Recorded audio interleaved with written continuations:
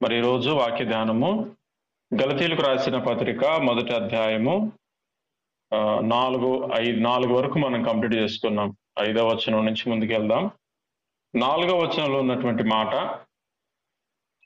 మన తండ్రి అయిన దేవుని చిత్త ప్రకారము క్రీస్తు మనలను ప్రస్తుతపు దుష్టకాలములో నుండి విమోచింపవలెనని మన పాపముల నిమిత్తము తన్ను తాను అప్పగించుకొనెను. తండ్రికి ఒక చిత్తం ఉన్నది, ఒక ఆలోచన ఉన్నది. అది క్రీస్తు ద్వారా నెరవేర్చబడాలని చెప్పేసి నిన్న మనం ధ్యానించాం. అదేంటంటే, ఈ లోకంలో మరి దుష్ట కాలములో నుండి దేవుడు మనల్ని విడిపించాలని, విమోచించాలని, మన పాప క్షమాపణ జరగాలని, ఈ ప్రణాళిక అంతా కూడా, ఈ చిత్తము అంతా కూడా క్రీస్తులో దాగి ఉంది. ఇక్కడ 4వ వచనములో దేవుని చిత్త ప్రకారము అనే మాటను చూసారా? ఈ దేవుని చిత్తము అనేది నిజంగా ఆదియు అంతమై ఉంది ఈ లోకానికి. ఆయన లోకానికి కాదు. దేవుని యొక్క లోకములో ఆదియు అంతం లేదు.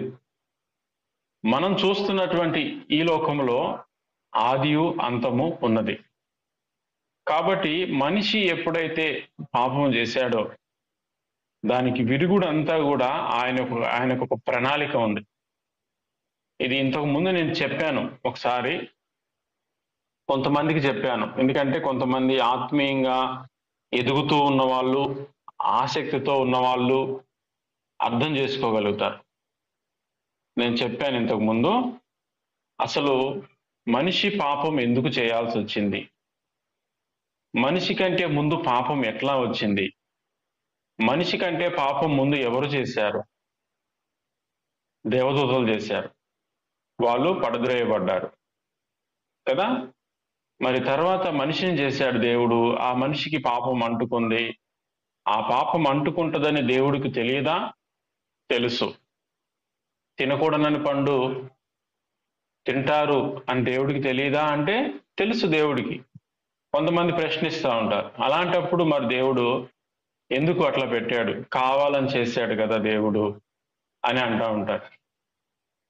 అది ఈ విషయాలన్నిటి గురించి కూడా నేను ఇంతకుముందు చెప్పాను. అది అందరికీ అర్థం కాదు, అర్థం చేసుకోలేరు, అంటే తప్పుగా అర్థం చేసుకుంటారు. ఎదుగుతున్న వాళ్ళైతే దాన్ని అర్థం చేసుకోగలుగుతారు. అయితే ఎట్టకేలకు దేవుని యొక్క చిత్తం ఏందనంటే, అపవాదిని నాశనం చేయాలి. ముందుగా మొదటిగా పాపము అపవాదిలో వచ్చింది, మనిషి కంటే ముందు. ఆ అపవాదిలో ఉన్నటువంటి పాపాన్ని తొలగించాలనేది దేవుని యొక్క చిత్తం. అపవాదిని నాశనం చేయాలనేది దేవుని యొక్క చిత్తం. అపవాదిని అంటే అపవాది ముందు దేవదూతగా ఉంది కదా. దేవదూతగా ఉన్నటువంటి అపవాది లూసిఫర్ అనే మాటను మనం చూస్తాం బైబిల్లో. లూసిఫర్ అపవాది యొక్క పేరు, ఒక దూత. అయితే వాస్తవంగా చూస్తే దూతలకు మరణం అనేది ఉండదు. మరణం అనేది దూతలకు ఉండదు. అయితే వారు మరి పాపం చేసినప్పుడు వాళ్ళకు మరణం ఎట్లా సంభవించాలి? వాళ్ళని మొత్తం సంపూర్ణంగా వాళ్ళని తొలగించాలనేది దేవుని యొక్క చిత్తం. ఎప్పటికింకా అలాంటి దూతలు ఉండకూడదు, వాళ్ళని నాశనం చేయాలనేది దేవుని యొక్క చిత్తం. కానీ దేవుని ప్రణాళికలు ఏంది? దూతలకు మరణం అనేది లేదు. దూతలు కూడా కల్పించబడ్డారు, దేవుని చేత సృష్టించబడ్డారు. కానీ వాళ్ళకు మరణం అనేది ఉండదు. ఎందుకంటే వాళ్ళు దేవుని సన్నిధి, దేవుని లోకములో ఉండేవారు కాబట్టి మరణం అనేది వాళ్ళకు లేదు. కాబట్టి వాళ్ళని శాశ్వతంగా తొలగించాలనే ఉద్దేశంతోటి దేవుడు మనిషిని సృజించి మనిషి ద్వారాగా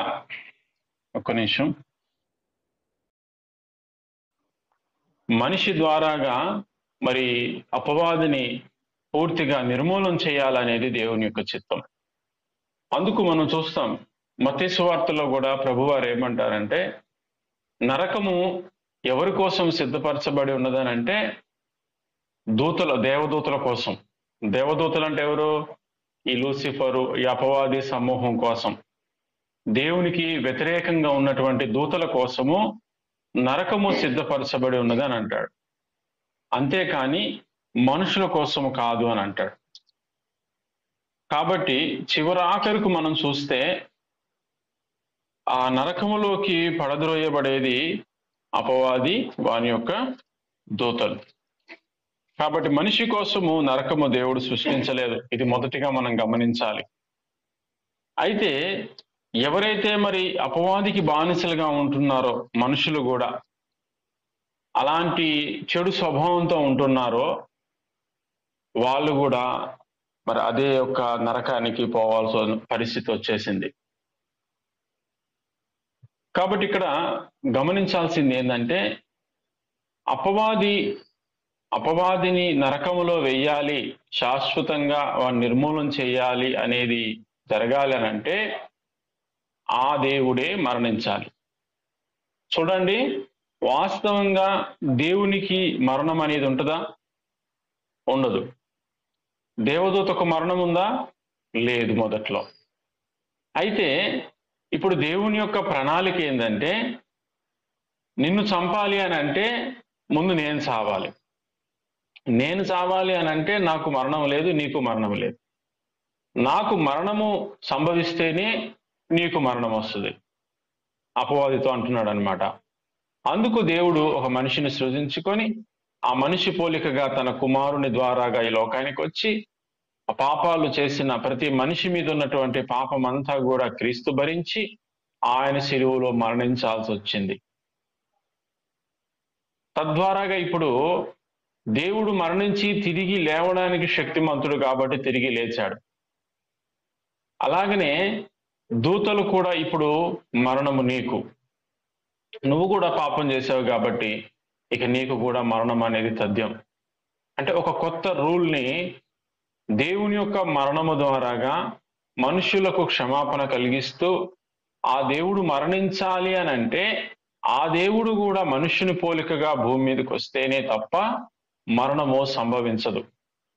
పరిపూర్ణమైనటువంటి దేవుడు, పరిపూర్ణమైనటువంటి మనిషిగా ఆయన ఈ లోకానికి వచ్చి జీవించి ఆ మరణాన్ని స్వాగతించి దాన్ని నశింపజేశాడు.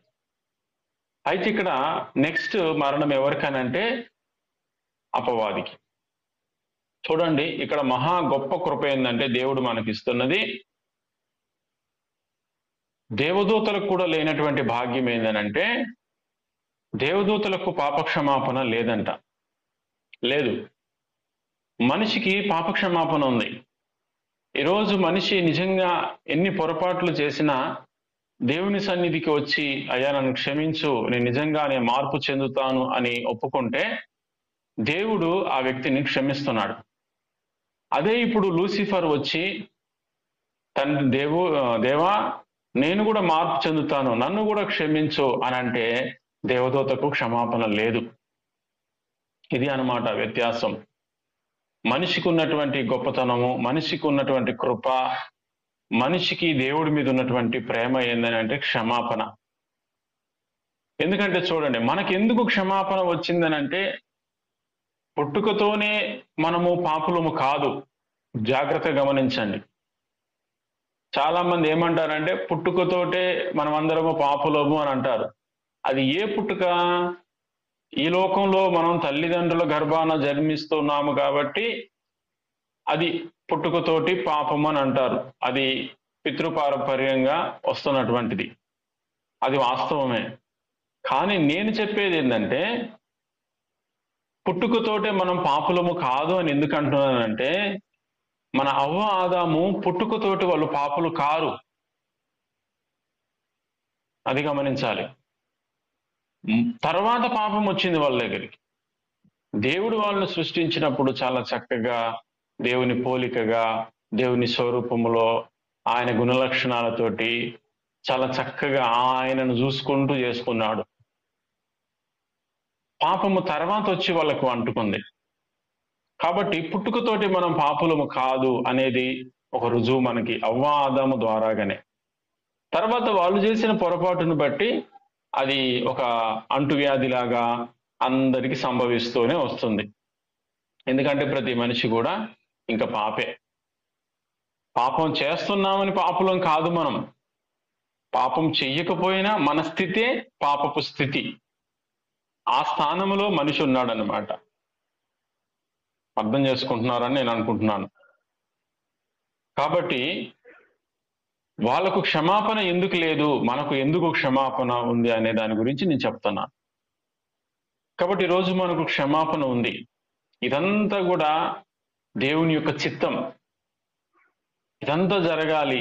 మనిషి మరలా ఆ క్షమాపణ పొందుకొని సరి అయిన రీతిలో మళ్ళానే దేవుని దగ్గరికి, అంటే నా దగ్గరికి నా బిడ్డలందరూ రావాలి అనేది దేవుని యొక్క చిత్తం. చూడండి, ఇక్కడ దేవదూతలకు మరణము లేదని నేను మొదట్లో చెప్పాను కదా. మనిషికి మరణం వచ్చింది. చూడండి ఎంత ఆశ్చర్యమో చూడండి. దేవదూతలకు మరణము ఒకటేసారి, అది శాశ్వతంగా నిర్మూలమయ్యేటటువంటి మరణం. ప్రకటన గ్రంథంలో మనం చూస్తాం, చివరాఖరికి వాళ్ళని అగ్నిగుండంలో దేవుడు పడవేస్తాడు అని ఉంది.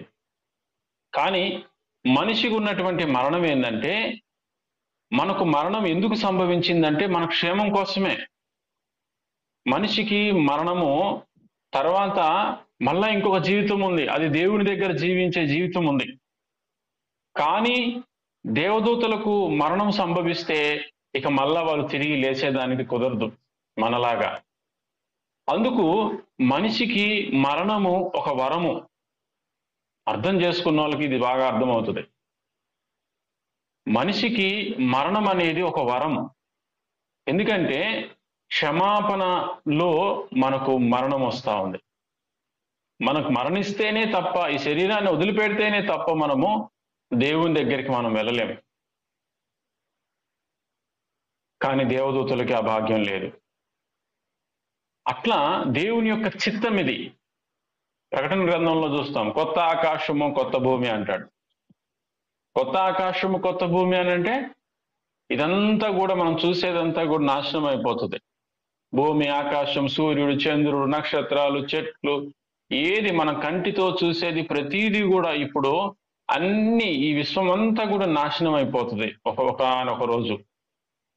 తర్వాత దేవుడు కొత్త ఆకాశమును కొత్త భూమిని ఆయన చేసి, ఆ భూమి మీద సముద్రం ఉండదండి. ఇంకా అక్కడ దేవునితో మనమందరం ఉండబోతాం. కొత్త భూమి దేవుడు మళ్ళా చేయబోతా ఉన్నాడు. కొత్త ఆకాశము కొత్త భూమి అంటాడు. యెషయా గ్రంథంలో చెప్తాడు, ప్రకటన గ్రంథంలో కూడా చెప్తా ఉన్నాడు దేవుడు. ఇంకా ఇదంతా కూడా దేవుని చిత్తం. ఇదంతా కూడా ఎందుకనంటే క్రీస్తులో ఉంది. ఇదంతా కూడా సర్వ, ఇక్కడ మనం చూస్తాం ఒక మాట,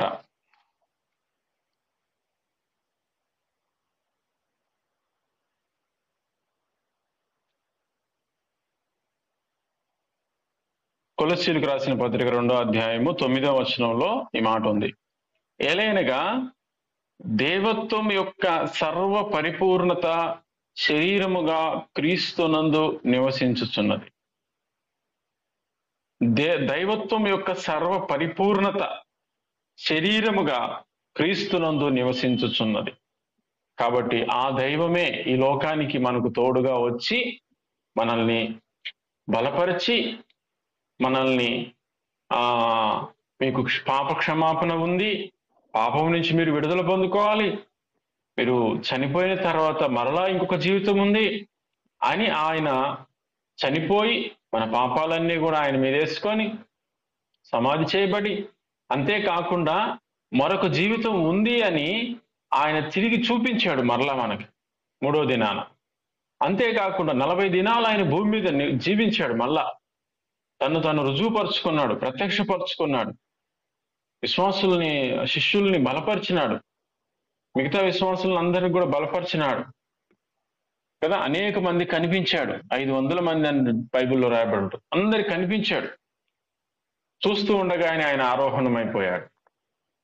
అందుకే అక్కడ దేవదూతలు అంటారు, మీరు ఏ రీతిగా ఆయన చూస్తున్నారో, ఆయన ఆరోహణమై వెళ్తూ ఉన్నాడో అదే రీతిగా ఆయన మరలా రాబోతున్నాడు అని చెప్తా ఉన్నారు. ఇది సువార్త.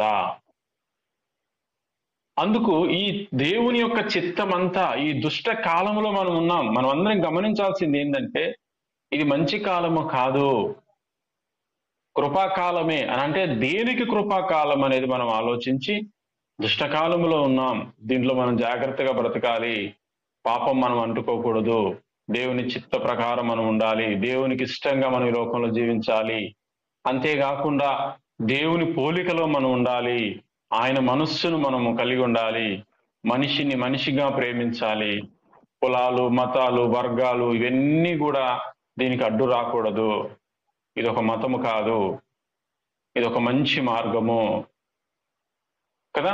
ఆ రీతిగా మరి దేవుడు క్రీస్తులో తన చిత్తాన్నంతా కూడా ఉంచుకొని, తన ప్రియకుమారులంతా కూడా ఉంచి, ఆయన మన కోసము తన్ను తాను అప్పగించుకొనెను, తన్ను తాను అప్పగించుకొనెను. ఏ ఒక్కరూ ఆయనను చంపలేదు, ఏ ఒక్కరూ ఆయనను బలవంతం పెట్టలేదు, ఏ ఒక్కరూ ఆయనను అప్పగించలేదు. ఇస్కరియోతు యూదా వచ్చి ఆయన పట్టించడానికి వచ్చినప్పుడు అక్కడ ఏమంటాడు? లూకాసు వార్తలో కూడా ఉంది, ఏమంటాడు?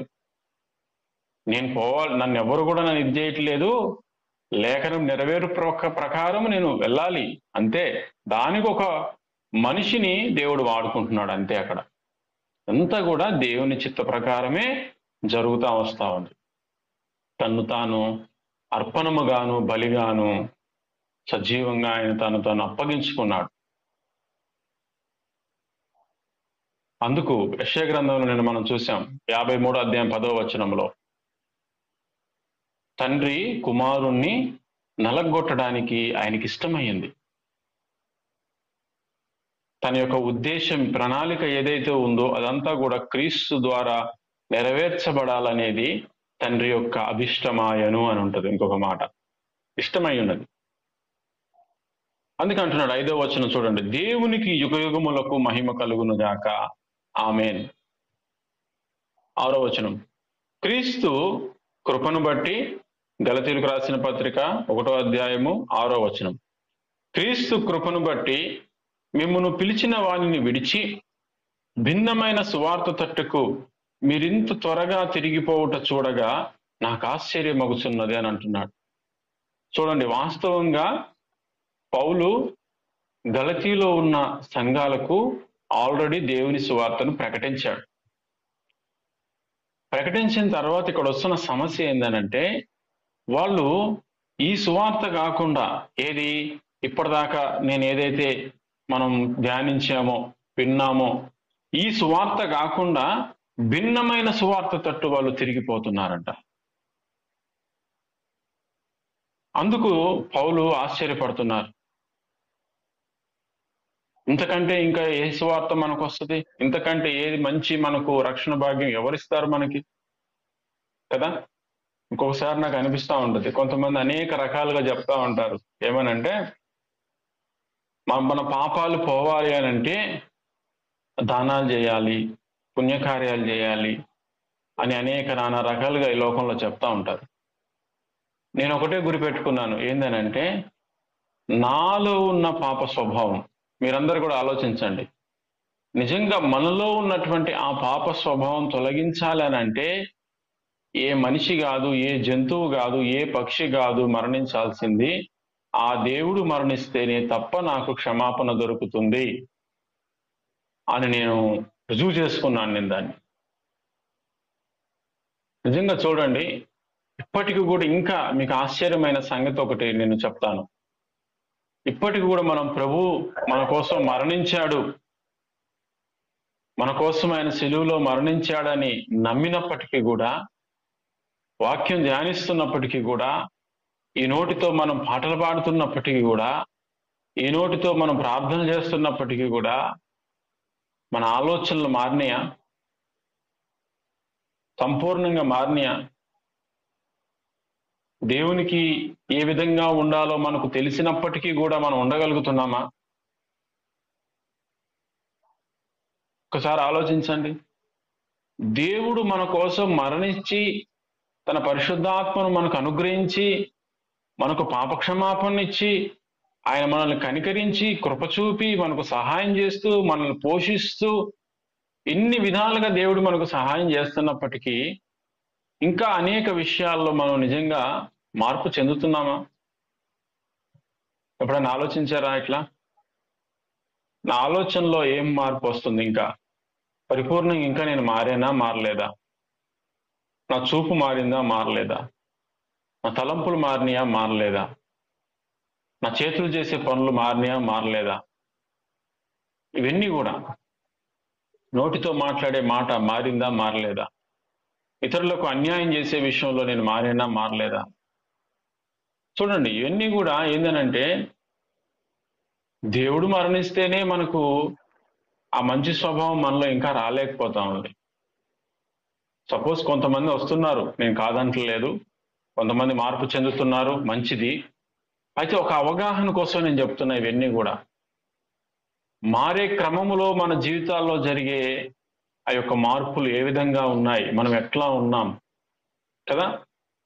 అంత శ్రేష్టమైనటువంటి రక్తము, అమూల్యమైనటువంటి రక్తము ధారబోస్తేనే మన బుద్ధి, మన ఆలోచన మారకపోతే మేక రక్తం మనల్ని మార్చిద్దా? ఎడ్లు, పక్షులు, గువ్వలు, వీటి రక్తం మనల్ని మార్చగలుగుతాయా? మార్చలేవు. అపక్షమాపణ వాటి వల్ల కానే కాదు కదా. కాబట్టి ఇలాంటి సువార్త నుంచి భిన్నమైన సువార్తకు మళ్ళా వాళ్ళు తిరిగిపోవడం వల్ల పౌలు నాకు ఆశ్చర్యమగుచున్నదంట. మీరింత త్వరగా తిరిగిపోవుట. చూడండి ఇక్కడ మళ్ళా నేను 6వ వచనాన్ని చదువుతున్నాను. క్రీస్తు కృపను బట్టి మిమ్మును పిలిచిన వానిని విడిచి. నిజంగా క్రీస్తు యొక్క కృప మనల్ని ఆయన పిలిచాడు అని అంటే నిజంగా ఆయన కృపను బట్టి ఆయన మనల్ని పిలిచాడు, క్షమించాడు. అట్లాంటి వాడిని మనం విడిచి భిన్నమైన సువార్త తట్టుకు మీరింత త్వరగా తిరిగిపోవుట చూడగా నాకు ఆశ్చర్యం అవుతున్నది. చూడండి, త్వరగా తిరిగిపోవుట వలన అంటే సువార్త విన్న తర్వాత, ఒక వ్యక్తికి ఎవరైనా మనం సువార్త ప్రకటించిన తర్వాత వాళ్ళని మళ్ళా మనం కలుస్తూ ఉండాలి, వాళ్ళని బలపరుస్తూ ఉండాలి. ఎందుకంటే వాళ్ళకు కూడా ఇలాంటి పరిస్థితి వచ్చేస్తుంది. త్వరగా మరలా మార్పు చెందే అవకాశంలోకి వచ్చేస్తారు వాళ్ళు. అంటే వేరే దానికి వెళ్ళిపోతారు. అంటే మనిషి యొక్క మనసు, మనిషి యొక్క ఆలోచన ఏంటంటే నా శరీరం బాగుంటే వాళ్ళే నాకు దేవుడు, ఈ లోకంలో నేను సుఖంగా సౌఖ్యంగా ఉన్నానంటే వాళ్ళే నాకు దేవుడు, అది ఏదైనా కానీ. అందుకు త్వరగా తిరిగిపోతారు. కృష్ణాపూర్లో కూడా మనం చూసాం, జయపాల్ బ్రదర్ చెప్తా ఉంటాడు. ఒక అతను అవును కోవిడ్ టైంలో పక్షవాతం వచ్చిందని చెప్పేసి వస్తే చాలా మంది అందరం కలిసి ప్రార్థన చేసాం చాలా రోజులు. ప్రార్థన చేసిన తర్వాత అతను మంచిగా అయ్యాడు. ఇప్పుడు డ్యూటీకి కూడా వెళ్తున్నాడు, చర్చికి మానేశాడు. అట్లా అన్నమాట. అంటే ఒక మంత్రం అనో, ఒక తంత్రం అనో, క్రైస్తవ్యంలో కూడా ఇది ఉంది. ముస్లిమ్స్ దగ్గరికి వెళ్తూ ఉంటారు, తాయెత్తులు కట్టించుకోవడానికి, మంత్రం వేయించుకోవడానికి అని వెళ్తూ ఉంటారు. ఇది కూడా అట్లనే చేసేసారు క్రైస్తవ్యం కూడా. అట్లా కాదు, వాళ్ళకు ప్రార్థన చేస్తూ అదే సమయంలో వాళ్ళకు మనం సువార్త కూడా చెప్పాలి. అట్లా వాళ్ళు తిరిగిపోకుండా ఉండేదానికి మనమే దానికి ఆస్కారం ఇస్తూ ఉన్నాం. ఇక్కడ పౌలు కూడా అలాంటి సందర్భం అక్కడ వచ్చేసరికి మరలా వాళ్ళకు పత్రిక రాస్తా ఉన్నాడు. ఇంత త్వరగా మీరు ఎట్లా తిరిగిపోతున్నారు చూడండి అని నాకు ఆశ్చర్యం వేస్తుంది అంటున్నాడు. 7వ వచనం, అది మరి ఒక సువార్త కాదు గాని, అంటే వేరే సువార్త ఏదో కాదు, క్రీస్తు సువార్తను చెరుపగోరి మిమ్మును కలవరపరుచువారు కొందరున్నారు. అంటే క్రీస్తు యొక్క సువార్తను చెరిపే వాళ్ళు కూడా ఉన్నారు. అంటే ఎక్కడ ఉన్నారు వీళ్ళు? వేరే మతంలో ఉన్న వాళ్ళు కాదు, ఇందులో ఉన్న వాళ్ళే. అంటే ఇలాంటి భిన్నమైన సువార్తకు ఈ రోజుల్లో కూడా చాలా మంది ఉన్నారు, నానా రకాలుగా అనేక ఉన్నాయి క్రైస్తవ్యంలో కూడా. క్రీస్తు, ఒక అతను నేనే క్రీస్తునని చెప్పుకుంటాడు, ఒక అతను నేను సమాధి అయిపోతున్నాను తిరిగి లేస్తానని అంటాడు, ఒక అతనేమో యెహోవా సాక్షులు అని అంటారు, కొంతమంది ఏమో మేరీ మాతనే దేవత, ఆమెకు మనం పూజిస్తే ఆయన కుమారుని ద్వారాగా మనకు క్షమాపణ, సహాయము, రక్షణ కలుగుతుందని కొంతమంది. ఇంకా చాలా ఉన్నాయి మనకు తెలియని. ఒకసారి నేను ఈరోజు వీలైతే ఆ ఫోటో తీసి నేను గ్రూప్లో పెడతాను. యేసుప్రభు శిలువ తోటే ఎన్ని మతాలు ఉన్నాయో, ఎన్ని రకాలుగా మీరు ఆ ఫోటో చూడండి, మీకు అర్థమవుతుంది. ఒకసారి ఇంటర్నెట్లో కూడా మీరు కొట్టి చూడండి, మీకు అర్థమవుతుంది. కాబట్టి అది మరొక సువార్త కాదు, కానీ క్రీస్తును చెరపగోరేటటువంటి సువార్త ప్రకటించే వాళ్ళు మీలో కొందరు ఉన్నారంటున్నాడు. 8వ వచనం, మేము మీకు ప్రకటించిన సువార్త కాక మరి ఒక సువార్తను, చూడండి, మేమైనను, ఒకసారి మీకు సువార్త అందింది, ఆ సువార్త కాకుండా మరి ఒక సువార్తను మేమైనను పరలోకము నుండి వచ్చిన ఒక దూత అయినను మీకు ప్రకటించిన ఎడల అతడు శాపగ్రస్తుడవును గాక. అందులో పౌలు నేను కూడా ఇన్వాల్వ్మెంట్ చేసుకుంటున్నాడు. నేనే మళ్ళా వచ్చి ముందు చెప్పిన సువార్త కాక ఇంకొక సువార్త మీకు బోధించిన, ఏ ఒక్కరు బోధించినా, పరలోకం నుండి దూత వచ్చి అది కాదు సువార్త, ఇదిగో ఇంకొక సువార్త ఇదని చెప్పినప్పటికీ కూడా అలాంటి వాడు శాపగ్రస్తుడవును గాక అని పలుకుతున్నాడు. చూడండి, కొంతమంది క్రీస్తు దేవుడు కాదని అంటారు, తండ్రియే దేవుడు అని అంటాడు. ఆ విషయాలు కొంతమంది ఉన్నారు. అనేక రకాలుగా మనం చూస్తున్నాం. కాబట్టి అలాంటి వాళ్ళందరూ కూడా శాపగ్రస్తుడు అవునుగాక అని ఇక్కడ పౌలు శపిస్తూ ఉన్నాడు. అంటే దేని నిమిత్తం శపిస్తూ ఉన్నాడు అంటే సువార్త నిమిత్తం శపిస్తూ ఉన్నాడు. వాస్తవంగా మనం శపించకూడదు ఎవరిని కూడా, కానీ పౌలు తన ఉద్దేశం ఏందనంటే ఇలాంటి ఇంత గొప్ప సువార్తను చెరపగోరేవారు నిజంగా శాపగ్రస్తులు అవుతారు, అది దేవుని వల్లనే అవుతారు. నిజంగా దేవుడు అలాంటి వాళ్ళని కూడా శపిస్తాడు. ఇప్పుడు కాదు, దీని శాపం వచనం అనేది పరలోకంలో జరుగుతుంది, తీర్పు దినాన జరుగుతుంది. అదే అన్నమాట. అలాంటి వాళ్ళు శాపగ్రస్తులు అవుదురుగాక అని ఆయన కరాఖండిగా అందులో పౌలును కూడా పెట్టుకున్నాడు. ఎంత ఆశ్చర్యమో చూడండి. కాబట్టి ఈ సువార్త కాకుండా ఇంకొక సువార్త ఎవరు వచ్చి బోధించినా మీరు వినకూడదు. ఒకటే మనం గుడ్డిగా నమ్మాలి, నా ప్రభు నా కోసం, నా దేవుడు నా కోసం చనిపోయాడు. ఇంతకంటే గొప్ప భాగ్యం ఏముంది మనకి కదా? ఈ లోకంలో ఎవరి కోసం ఒక మనిషి చావడు. మన తోటోళ్ళే మన కోసం చనిపోరు, సహాయమే చేయరు, అసలు చనిపోయేదాకా కూడా కాదు, సహాయం చేయడానికి కూడా ముందుకు రారు కదా. అలాంటిది ఆ దేవాతి దేవుడు నీ కోసం చనిపోయాడు అని అంటే ఎంత ఆశ్చర్యమో కదా. అది మనం గమనించాలి. అది చాలు మనకి సువార్త అని అంటే. నా కోసం ప్రాణం పెట్టేవారు ఎవరున్నారు ఈ లోకంలో? ఆ దేవుడు తప్ప అనే విశ్వాసంలో మనం ముందుకు వెళ్ళాలి.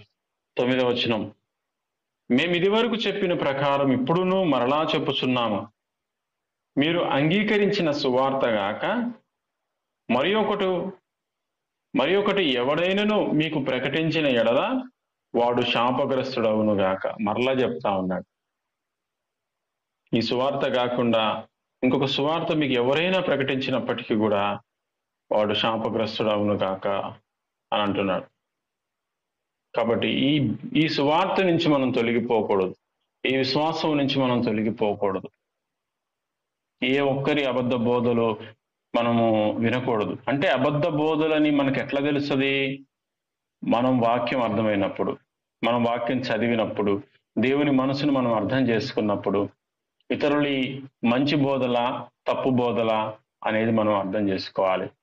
అది మనకు అర్థం కావాలంటే వాక్యం చదవాలి, దేవుని సన్నిధిలో కూర్చోవాలి, ప్రార్థన చేయాలి. చూడండి, ఈ రోజులలో బైబిల్కి సంబంధించిన కాలేజెస్ కూడా చాలా ఉన్నాయి. వారు ఏం బోధ చేస్తున్నారో తెలియదు. మంచిదే చేయొచ్చు, చెడుదే చేయొచ్చు. చెడుది చేస్తున్నారని మనకు ఎట్లా తెలుస్తుంది? మంచి చెప్తున్నారని మనకు ఎట్లా తెలుస్తుంది? ఎట్లా తెలుస్తుంది అనంటే మనము దేవుని సన్నిధిలో ఆయన పాదాల దగ్గర కూర్చొని మనము అడిగి నేర్చుకుంటూ ఉన్నప్పుడు దేవుడు మనకు నేర్పించే దాన్ని బట్టి మనం అర్థం చేసుకోగలుగుతాం. అంతేగాని చూడండి, ఒకే వాక్యాన్ని తీసుకొని దాన్ని చెడుగా చెప్పినా కూడా మీరు అంగీకరిస్తారు, మంచిగా చెప్పినా అంగీకరిస్తారు. చెడుగా చెప్తున్నాడని మనకు అర్థం కాదు, వాళ్ళు చెప్పడం కూడా మనల్ని ఒప్పించేటట్టుగా చెప్తారు వాళ్ళు. మనకు ఎలాంటి డౌట్ రాకుండా విధంగా చెప్పేవాళ్ళు కూడా ఉన్నారు. అవును కరెక్టే కదా అని అంటాం మనం కూడా ఆ బోధలు విన్నప్పుడు. ఎందుకంటే మనకు అంత లోతుగా దేవుని వాక్యం తెలియనప్పుడు ఎవరేది చెప్పినా మనం వినేస్తుంటాం. అట్లా కాదు, ఇది సరైందా కాదా. మొన్న చెప్పుకున్నాం కదా నిన్న, పేతురు తినే విషయంలోనే అక్కడ అన్యులకిను యూదులకి వచ్చిన తేడాలోనే పౌలు పేతురుని గద్దించాడు. భోజనం చేసే విషయంలోనే చూడండి, వాక్యం కూడా కాదు అక్కడ, భోజనం చేసే విషయంలోనే ఎందుకు వాళ్ళను ఆటంకపరుస్తున్నావు, ఎందుకు నువ్వు వాళ్ళని యాక్టింగ్ చేస్తున్నావు ఎందుకు అని చెప్పి వాళ్ళని అక్కడ గద్దించాడు. ఈ 2వ అధ్యాయంలో మనం చూస్తాం. అట్లాగా దేవుని సన్నిధిలో ఆయన పాదాల దగ్గర మనం కూర్చొని వాక్యం నేర్చుకొని బయట జరుగుతుంది ఏంటిది, బయట సంఘాల్లో ఏం చెప్తున్నారు, ఎవరి బోధ ఏ విధంగా ఉంది, అది వాక్యానికి సరిపోతుందా లేదా, అంతేకాకుండా ఈ వాక్యము దేవుని మనసుకు అంగీకారంగా ఉందా లేదా అనేది కూడా మనం పరీక్షించుకోవాలి. అంత్య దినాల్లో భిన్నమైన సువార్తలు వస్తాయి, అబద్ధ బోధకులు వస్తారు, క్రీస్తు విరోధులు వస్తారు కదా, గొర్రె చర్మం వేసుకొని వస్తారని బైబిల్లో ఉంది. కాబట్టి వీటన్నిటి నుంచి మనం తప్పించుకోవాలంటే ప్రార్థన, వాక్యము, ఖచ్చితంగా దేవునితో సహవాసం అనేది మనకున్నప్పుడు మనము తప్పుడు బోధలలో పడకుండా మనం ఉండగలుగుతాం. దేవుడి మాటలను దీవించును గాక. ఆమేన్.